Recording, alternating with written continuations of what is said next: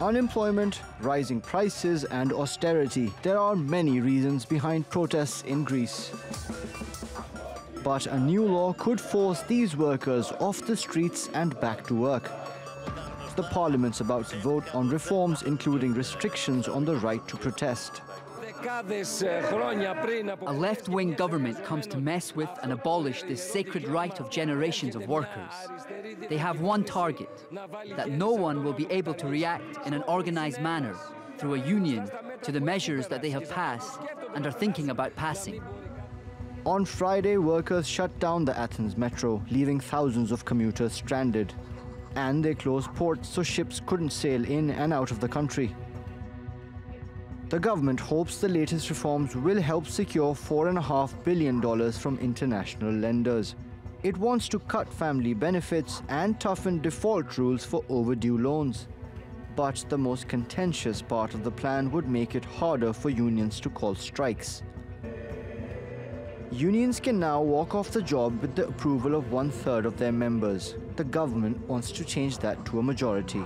It says these changes will limit economic disruptions and help shore up finances. But many workers say they're already bearing the brunt of austerity.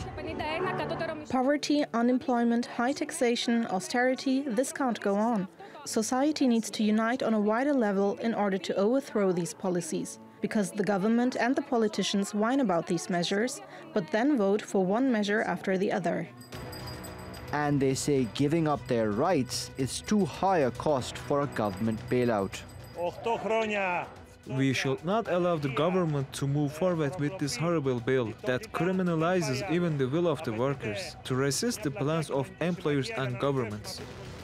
By August, the government could run out of cash again, so it's racing against time to appease its lenders.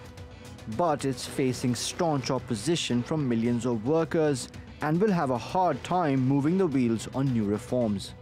Mobin Nasir, TRT World.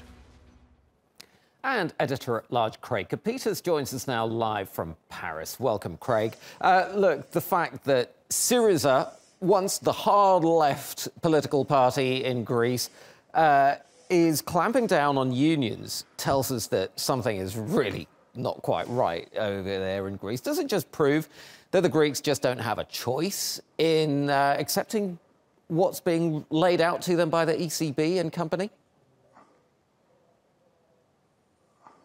Sure, they have absolutely no choice. This has been going on for 9 years in Greece, a country of 10 million people that's looking at paying in the neighborhood of $21 billion a year in interest on outstanding debts that hover around $400 billion.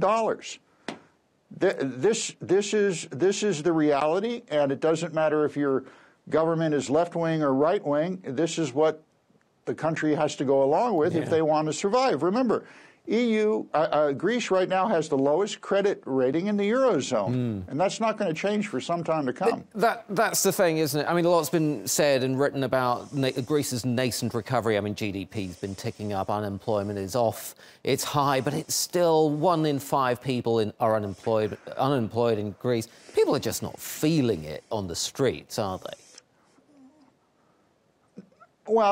Well, yeah.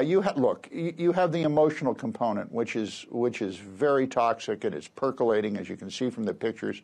But the other thing is, it's simple, basic arithmetic.